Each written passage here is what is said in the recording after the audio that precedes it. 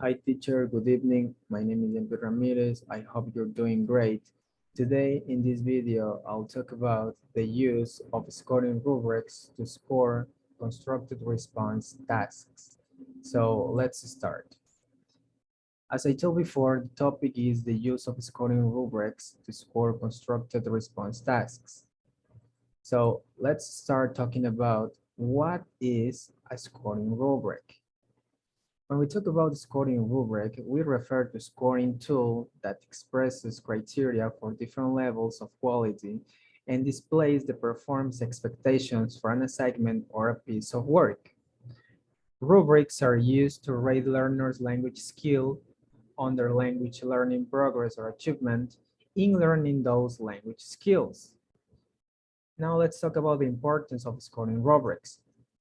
For students to be able to understand where they need to work in order to improve their outcomes, expectations and requirements need to be clearly identified on rubrics. Thus, scoring rubrics are beneficial for students' learning. Now, why do we use scoring rubrics when assessing speaking and writing skills? Due to a rubric helps learners understand what they need to improve exactly in order for them to get a meaningful learning. For example, in the speaking field, learners should focus mainly in pronunciation, vocabulary, fluency, and comprehension. Furthermore, many experts claim that rubrics improve students' final outcomes and help increase learning. Now, for writing skills, the rubric is a little different due to both students and teachers have to focus mainly in the following factors: organization and coherence, logical sequence of ideas, grammar and vocabulary, content, and ideas and opinions. Without a specific rubric for each area, teachers may not have a consistency across their grading of all students.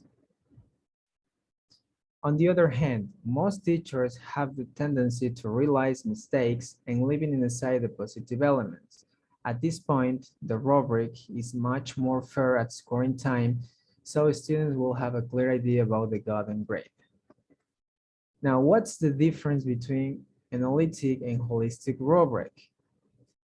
An analytic rubric resembles a grid with the criteria for a student's product list in the leftmost column and with levels of performance listed across the top row, usually using numbers and descriptive tags. The cells within the center of the rubric may be left blank or may contain descriptions of what the specified criteria looks like for each level of performance.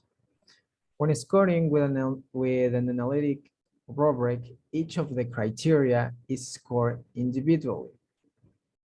On the other hand, a holistic rubric consists of a single scale with all criteria to be included in the assessment being taken into account together, for example, organization, clarity, and mechanics. With a holistic rubric, the rater assigns a single score, usually on a 1 to 4 point scale, based on a judgment of the student's overall work. Now, in the next picture, we can see an example of an analytic rubric and a holistic one. So that was all for today in this video. Thank you so much for your attention and see you on the next tags of video. Have a nice night, teacher. Goodbye.